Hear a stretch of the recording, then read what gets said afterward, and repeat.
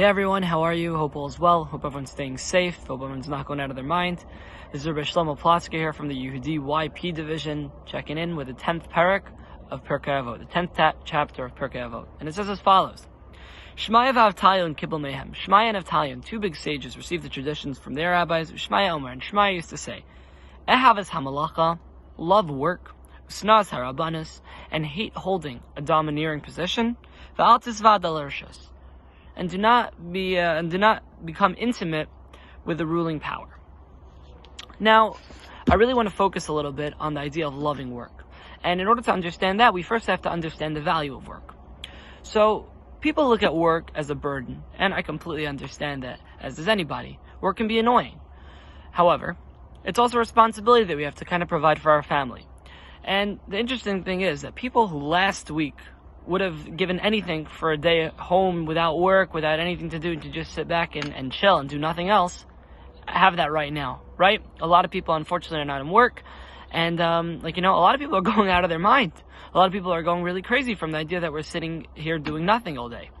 And Rabbeinu Yonah actually says that being bored, when there's no structure, it causes depression. So part of the idea of work is more than just a responsibility to provide for your family, but in addition, it's also something that gives you a structure, gives you a purpose, makes you busy, and that keeps you out of trouble. That keeps you from being bored and becoming depressed.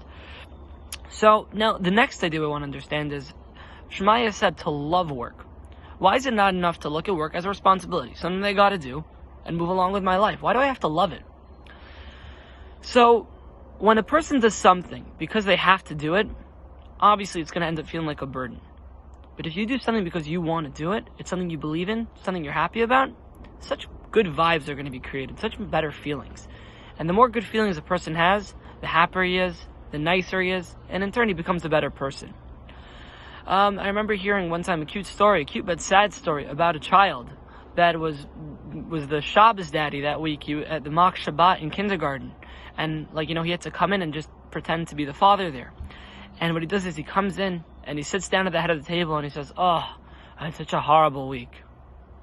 How sad is that? That's his impression of his father by the Shabbat meal. That everything's just about how rough the week was.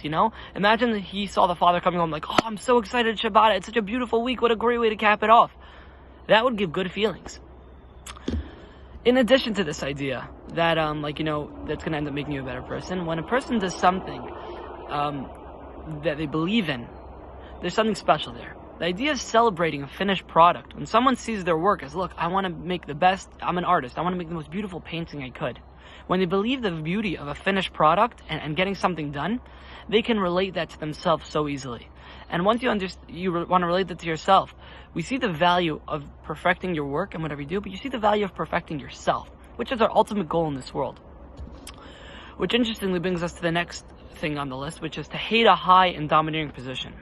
Part of the challenge of holding a high or domineering position is that you feel on top of the world a little bit, right? And that brings haughtiness. You might feel, ooh, I'm so cool. I'm up there. And that brings you an unnecessary trait of haughtiness. I heard an amazing story about a rabbi who was one time, he was about to go to a new city where he was going to be greeted by tons and tons of people. And he stopped off on the way, said, I need an hour to myself. And one of the students peeked into his room to see what he was doing. And the rabbi was just saying to himself again and again, wow, you're such a holy man. You're amazing. Unbelievable. Please, bless me, Rabbi, please. And the student couldn't understand it. And he turns to the rabbi and he said, please, explain that to me. What are you doing?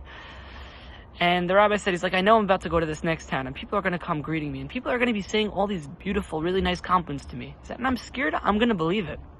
So by me saying these stuff to myself, I'm understanding, and it seems so silly when I say it to myself. Now when somebody else says it to me, it's going to be just as silly. So, that was one way of dealing with a high position and dealing with the problem of haughtiness. May it be God's will that we do love our work, we do appreciate our work, we do see the beauty in a finished product, and we're able to become the best versions of ourselves we possibly can be. All the best, stay safe, and feel good.